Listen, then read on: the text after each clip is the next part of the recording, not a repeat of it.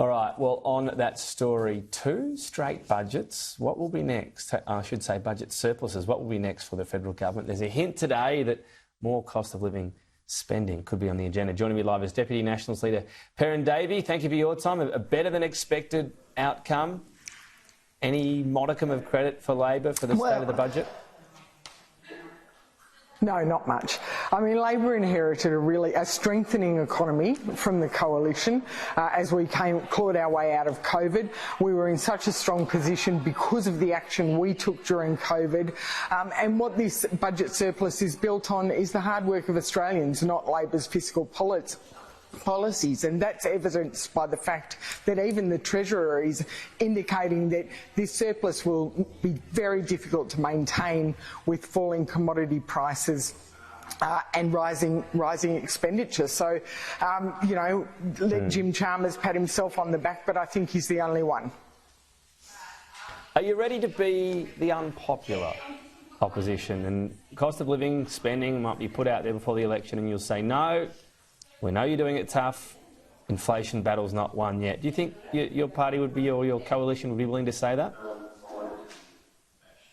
Well, what we need to make sure, and what we will do, is put in place measures that are long-term and that are sustainable. So we will address the increasing cost of power that is going up through the roof. We will address the issues of the supermarket duopoly. We've announced our policies in those areas, and we will not do the sugar hit, the $300 energy rebates, which is the sugar hit that the RBA Governor, Michelle Bullock, has said, has distorted the monthly inflation figures.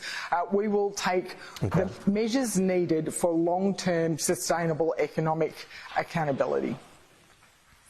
I feel like we should tell our viewers where you are. You're in Deniliquin. It's the Denny Ute Muster, I'm in as locals Deniliquin. Call it. Now, for a sort of suburban raised person like me, what on earth happens at a Ute Muster? Oh, everything happens at a Ute Muster. It's on this weekend. We've got international artists coming from America, Tyler Hubbard on Friday night and Kip Moore on Saturday night. But we've got fantastic Australian talent with Fanny Lumsden, Amy Shark and my favourite Amber Lawrence, to name just a few. We've got a circle work competition, we've got the show and shine, we've got the gathering of the most blue singlets in Australia, we've got activities for kids, we've got a sideshow alley, you name it, we've got it. It all happens here on the October long weekend every year.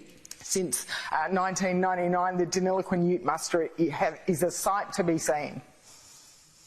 And what about the utes themselves? So you mentioned circle work. There's people in utes. Well, we hold. What do they do? They're cutting hot laps. We hold the record for the most utes in circle work.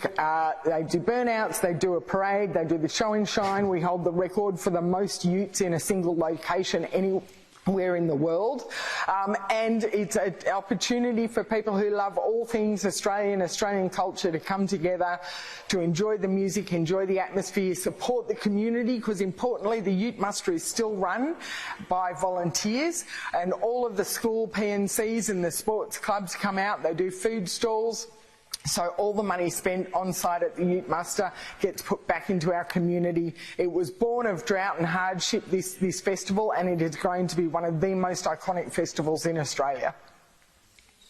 All right, sounds like you'll be there drumming up as much support as possible. Mate, we'll look out for some pictures on social media and see how it all goes. Better ask you about the protests over the weekend. So in Melbourne and Sydney in particular, protesters were obviously out there, concerned around what's happening in the Middle East, but some of them sporting Hezbollah flags. It's a prescribed terror organisation. Concern about this? You're confident in authorities to handle it the best way possible? There are offences connected to just having a flag even? Well, and I hope that the authorities thoroughly investigate and actually press charges where required. I mean, there are people with genuine concerns about what is going on in the Middle East, and that is fine. And we support peaceful protest in this country. It's something we're very proud of in this country.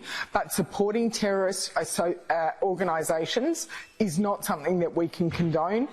But we have seen it since the October 7th terrorist attacks by Hamas last year, that week in, week out, we are seeing protests and people are brandishing symbolism from terrorist organisations. We've seen people brandishing Hamas banners in the past, and now we see people brandishing Hezbollah flags, and it really needs to be thoroughly investigated, and anyone who is on a visa who is participating in that sort of activity, condoning terrorist organisations, should have their visa revoked and should be sent home.